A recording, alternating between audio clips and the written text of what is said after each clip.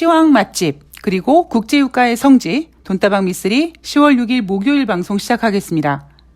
제가 이따 오후에 새날 방송에 출연을 해야 돼서 오늘 방송을 쉴까 하다가 국제유가 이야기를 좀 해드려야 될 것 같아서 오늘 돈다방 미쓰리는 10월 5일 수요일 뉴욕 증시 마감 현황과 국제유가에 대한 이야기를 좀 해드릴까 합니다. 제가 어제 방송에서 인생이나 주식이나 한쪽 방향으로 가는 건 없습니다. 뉴욕 증시 이틀 연속 상승했기 때문에 하락할 수 있고 대한민국 주식시장은 주제 파악을 좀 해야 되기 때문에 뉴욕 증시 상승에 제대로 못 따라갑니다. 라는 이야기를 해드렸죠. 10월 5일 수요일 뉴욕 증시 소폭 하락했습니다. 다우지수 0.14, S&P 500 0.20, 나스닥 0.25% 하락했고요. 다우지수 소폭 하락했지만 3만 포인트 지켜냈습니다. 자, 이날 발표된 경제 지표를 좀 보면은요. ADP 전미 고용 보고서가 발표하는 9월달 민간 부분 지표 전월 대비 20만 8천 명 증가했다고 합니다. 자, 이제 금요일 날 노동부에서 발표되는 고용지표 우리 기대하고 있는데요. 지금 시장에서는 비농업자 고용자 지수 전월 대비 27만 5천 명 증가를 예상하고 있다고 합니다. 자, 우리는 그러면 과연 이 예상치가 어떤 의미인지를 한번 생각해 봐야겠죠. 타임머신을 타고 과거로 좀 돌아가 보도록 하겠습니다. 자, 7월 달 비농업자 고용자 지수 예상치 25만 명이었습니다. 어느 순간 갑자기 예상치를 엄청나게 다운시켜 놨더라고요. 그런데 막상 비농업 고용자 지수 발표가 되자 무려 예상치보다 2배가 넘는 52만 6천 명이라는 엄청난 수치가 나왔습니다. 이게 7월 달 수치거든요. 자, 그리고 8월 달은 어땠느냐? 8월은요, 예상치를 조금 상향 조정했습니다. 31만 8천 명으로 예상을 했는데, 비농업자 고용자 지수 8월 달은요, 예상보다 3천 명 감소한 31만 5천 명을 기록했습니다. 그런데 실업률이 8월 달은 7월 달 대비 0.2% 상승했죠. 시장에서는 8월 달 고용 지표에 대해서 그냥 무난하게 넘어가려고 했습니다. 비농업자 고용자 지수 예상치보다 3천 명 줄어들었지만 괜찮아. 예상에 부합했어. 실업률 0.2% 상승했어. 괜찮아. 미국 경제 아직 견고해 하고 그냥 패스시켜버렸죠. 그리고 9월 달에 연준은 75bp 금리 인상을 단행했습니다. 자, 7일 날 발표되는 고용지표, 지금 예상치는 비농업 고용자 지수 27만 5천 명 증가됐을 거라고 생각하고 있고요. 실업률은 전월과 똑같은 3.7%로 예상하고 있습니다. 일단 이거 뚜껑 한번 열어보자고요. 왜냐하면 어차피 10월 달에는 FOMC 회의가 없기 때문에 일단 지금 고용지표 흐름만 일단 간단하게 보고 고용지표를 보고 이제 다음 주에 발표되는 소비자 물가지표를 좀 어느 정도 그려본다면 증시 방향성이 좀 또렷이 잡힐 것 같습니다. 자, 다른 경제지표가 또 뭐가 있었냐면 ISM에서 발표하는 9월달 서비스업 PMI 지표 8월달 56.9였는데 9월달 56.7로 소폭 하락했습니다. 소폭 하락했지만 기준선 50 위에 있고요. S&P 글로벌 9월달 서비스업 PMI 지표 8월달에 43.7이었는데 9월달 49.3으로 상승했습니다. 상승했지만 기준선 50 아래에 있고요. 자, 이날은 샌프란시스코 연방은행 총재가 인터뷰를 했는데요. 내용이 이렇습니다. 인플레이션을 낮추기 위해 금리를 추가로 올려야 된다. 당연한 거죠. 그죠? 연준 위원들은요, 이제 모두 금리 인상 계속 할 거야. 인플레이션 2% 될 때까지 무조건 할 거야. 뭐 경제가 어렵던 미국인들이 고통을 받던 말던 그냥 할 거야 라고 얘기하고 있는 겁니다. 그들의 그러한 발언의 의도는 공격적인 금리 인상을 하겠다고 하면서 지금 유동성 시장의 버블을 끄는 역할을 하고 있는 거죠.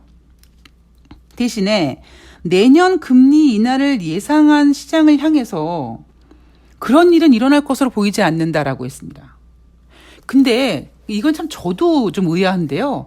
왜 자꾸 내년에 금리 인하할 거라고 예상하는 이야기가 나오는지 모르겠습니다. 이게 왜 그러냐 하면은요, 우리가 한번 경험해 봤었거든요. 언제? 2019년도에. 역시 경제 전망을 하는 저는 굉장히 빠르지 않았습니까? 그래서 2018년도 금리 4번 인상하고 2019년도 금리를 한 번에서 2번 더 인상하겠다고 하는 얘기를 할 때 저는 웃기고 있네. 2019년 아마 미국이 금리를 인하해야 될 걸 했거든요. 금리 인상을 예상했던 그들의 예상과는 달리 2019년 정말 미쓰리의 예상대로 금리를 인하했습니다. 그리고 금리 인하 효과로 뉴욕 증시는 약간 골디락스 같은 분위기로 흘러갔습니다. 그런데 아쉽게도 2020년 코로나가 터진 거죠. 그때 그런 분위기를 다시 한번 지금 시장이 원하는 겁니다.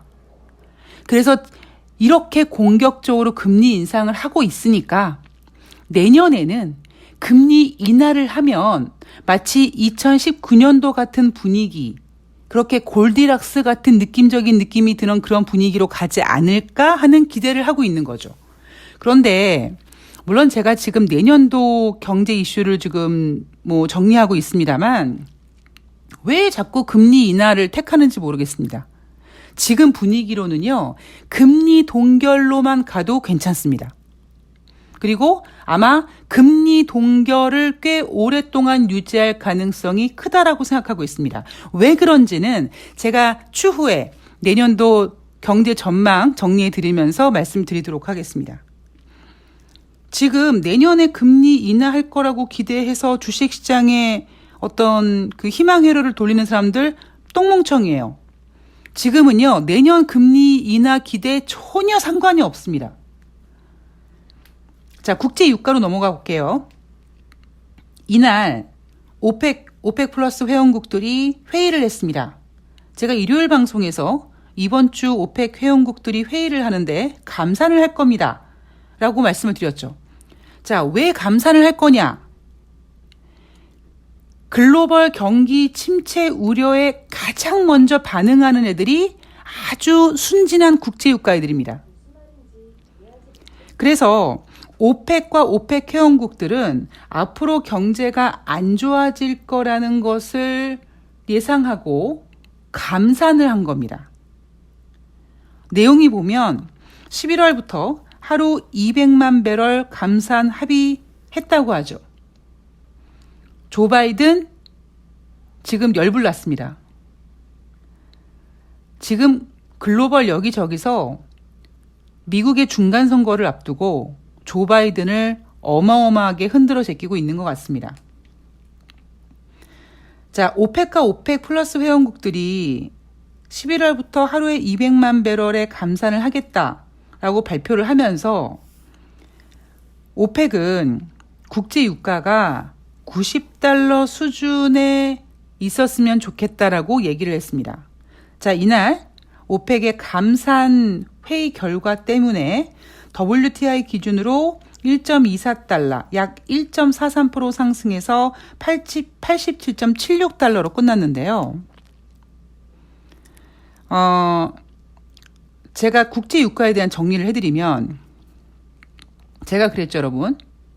올 초에 여러분 2022년 WTI 기준으로 국제 유가의 평균 가격은 100달러 아래에 와 있을 겁니다.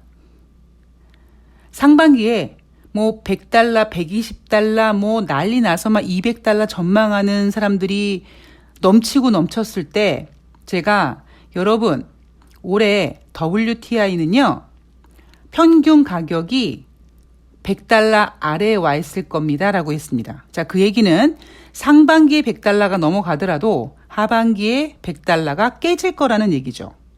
저의 예측이 정확하게 맞아 들어가고 있습니다.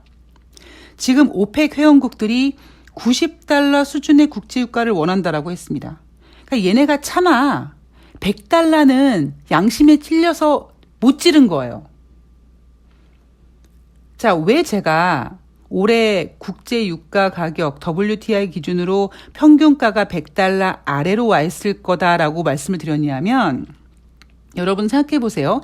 2016년인가요? 2015년, 16년 그때 국제유가가요, 막 26달러, 30달러, 50달러 그랬습니다. 그러면 기름 파서 돈 버는 회사들, 돈 버는 국가들은요, 아사 직전이었었습니다. 그런데 올해 상반기 같은 경우 어쨌든 그 어려움을 이겨내자 국제유가가 다시 100달러 뚫고 가면서 일명 산유국들에게는 물이 들어온 거예요. 노를 저어야 되는 거죠. 자, 이제 오펙 회원국들이 바라는 거는요, 국제유가 100달러도 바라지 않는다라는 겁니다. 그냥 90달러. 야, 미쓰리가 그러더라. 100달러 아래에 내려올 거라고. 지금 정도 되니까 딱 좋은 것 같아. 이걸 얘기하고 있는 겁니다. 차마 100달러는 못 지르고. 문제는 뭐냐? 오펙이 90달러 수준의 유가를 원한다라는 거는 얘들의 생각이고, 시장은 그렇게까지 허락하지 않을 겁니다. 90달러보다 한 80달러 선 정도가 되지 않을까 생각합니다. 왜냐?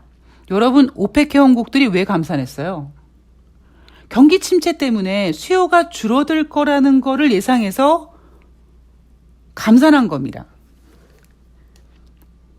만약에 200만 배럴 감산 합의를 했다면 이게 진짜 국제유가를 크게 상승시킬 것 같은 우려가 있다면 이날 WTI는 1.43%가 아니라 한 10% 정도 상승을 했었어야죠. 그런데 그렇게 상승을 못하고 있죠. 그런데 일각의 전문가들은 다시 국제유가가 100달러 갈 수 있을 거라고 또 외치고 있습니다. 정신 나간 소리예요. 자, 국제유가는 오펙은 90달러 수준의 유가를 원한다. 자, 왜 90달러를 원하느냐? 얘네들은 사실 100달러 받고 싶죠. 120달러 받고 싶죠. 근데 그나마 양심이 있는 거야. 그러니까 차마 세 자릿수는 부르지 못하고 90달러를 부르고 있는 거고. 그리고 문제는 얘네들의 바람은 90달러지만 경기 침체에 대한 어떤 수요 둔화의 우려로 국제유가는 90달러보다 아래 와 있을 가능성이 높습니다. 그리고 국제유가 이렇게 하루에 200만 배럴 감산한다. 그래서 미국이 비축유 푼다 난리 나는 거죠. 이거는 다 바이든을 계속 지금 압박하기 위함입니다. 조 바이든 대통령은, 미국 대통령은 미국만의 대통령이 솔직히 아니잖아요. 전 세계를 관리하는 대통령 아니겠습니까? 그러니까 중간 선거를 앞두고 지금 조 바이든은 굉장히 뭐라 그럴까요? 위기에 있다고 해야 될까요? 조바심이 나 있다고 할까요? 그런 상황이지 않습니까? 그러니까 다른 국가들이 사우디 같은 국제유가 이런 산유국들, 러시아, 북한, 중국 이런 국가들이 계속 조 바이든 대통령을 흔드는 겁니다. 그게 바로 미국의 정치적인 불확실성인 것 같고요. 자, 제가 지금 방송을 녹음하고 있는 시간이 오전 9시 20분입니다. 자, 지금 주식시장은요, 대한민국 코스피 시장은 25포인트 상승했고요. 다시 2200포인트 회복했죠. 2238포인트입니다. 자, 우리나라 주식시장 왜 상승하고 있을까요? 우리나라 주식시장은요, 지금 뉴욕 증시 눈치를 겁나 보고 있는 거예요. 뉴욕 증시가 이틀 연속 상승을 했는데 수요일 우리나라 주식시장 오히려 코스닥 같은 경우에는 많이 빠졌죠. 코스피 시장도 장중에 들락날락했습니다. 뉴욕 증시는 이틀 연속 강하게 상승하고 이틀째 상승폭을 더 확대하면서 딱 끝났는데 한국은요, 그게 안 되는 거야. 불안불안해. 그래서 코스닥은 빠지고 코스피도 눈치를 보다가 그래도 종가 이렇게 대충 올려놨습니다. 왜냐하면 수요일날 우리나라 주식시장은요, 10월 5일 수요일 뉴욕 증시가 크게 빠질 것 같은 공포감 때문에 눈치를 본 거예요. 그런데 막상 10월 5일 수요일 뉴욕 증시가 아주 소폭으로 하락했거든요. 그러니까 대한민국 주식시장이 이제 어느 정도 자신감을 갖게 된 거고, 그 자신감으로 우리나라 주식시장이 다시 2200포인트, 2240포인트까지 올라가고 있는 겁니다. 자, 제가 여러분 그랬죠. 지난번 영국이 감세 정책을 철회함으로써 뉴욕 증시가 반등을 한 그 자리, 굉장히 좋은 재료와 좋은 자리와 좋은 상승폭으로 의미 있는 반등을 했다고. 그래서 제가 9월 달에 여러분들에게 9월 마지막 주에 주식을 한번 사봐도 괜찮다라는 이야기를 해드리면서 10월 달에 주식시장 나쁘지 않을 거라고 얘기하면서 어떤 그런 그 증시를 딱 상승시킬 수 있는 모멘텀이 뭘까 고민을 했는데, 영국의 감세정책 철회라는 재료가 너무 좋은 자리에서 제대로 된 상승폭으로 아주 적당하게 반등을 해주다 보니까 분위기가 굉장히 지금 좋게 흘러가고 있는 겁니다. 물론 여러분, 아직까지 미국의 공격적인 금리 인상 가능성 있습니다. 물론 시장은 이제 어느 정도 그러려니 합니다. 제롬 파월 연준 의장이 나와서 어금니를 꽉 깨물고 뭐 경기가 힘들어도 금리 인상을 할 거라고 해도 지금의 뉴욕 증시는 알았다고, 금리 인상 하라고 이놈아. 그런데 10월 달에 회의 없다고 뭐 이렇게 넘어갈 가능성이 있죠. 그러나 항상 어떤 재료가 나와서 어떻게 뒤통수를 칠지 모르고요. 어느 날 갑자기 얼굴색을 싹 바꿀지 모릅니다. 그나마 다행인 건 지금 11월 달 중간 선거를 앞두고 뉴욕 증시 크게 뺄 생각은 없다라는 게 굉장히 큰 호재입니다. 그러나 지금 주식시장은요, 제가 주린이 여러분들께 꼭 드리고 싶은 말씀이, 지금 주식시장은 여러분들이 기분 좋게 주식하던 2018년도, 2019년도 그런 분위기가 절대 아니에요. 그래서 그때보다 더 시황이 중요하고 흐름이 더 중요합니다. 시장이 올라간다고 좋아만 하는 게 아니라 시장의 분위기가 어떤지 정확하게 파악하고 그리고 대응을 하고 매매를 하셔야 되는 겁니다. 자, 10월달 분위기 뭐 여전히 나쁘진 않을 것 같다라는 이야기를 좀 해드리면서, 그러나 언제든지 또 개인들을 떨궈내기 위해서 얼굴색을 싹 바꾸고 분위기가 쎄하게 또 털어낼 가능성이 있습니다. 항상 그런 거 주의하시고요. 지금 같은 장에는요, 어느 정도 목표 수익률을 정해 놓으시고 냉정하게 파시고, 내가 팔았는데 더 올라가, 아이고 아까워 라고 하지 마시고요. 아이, 그 이상은 내 거가 아니야. 뭐 미쓰리가 그러는데 인생이나 주식이나 뭐 올라가는 것만 있는 게 아니라 내려가기도 하고 올라가기도 하고 한다니까 또 기회가 오겠지 하고 또 다음번 기회를 노리시고, 다음에 시장이 또 떨어질 때 그때 다시 또 자리를 잡으시면 되는 겁니다. 지금은요, 절대 유동성 장세가 아닙니다. 예. 10월달 주식시장이 9월달보다는 좋을 겁니다. 그러나 흥분할 타이밍은 아니라는 얘기를 다시 한번 전해드리면서, 저는 이따가 오후에 새날에서 뵐 거고요. 그리고 돈다방 미쓰리는 금요일 방송에서 찾아뵙도록 하겠습니다. 오늘 화이팅 하시고요. 고맙습니다.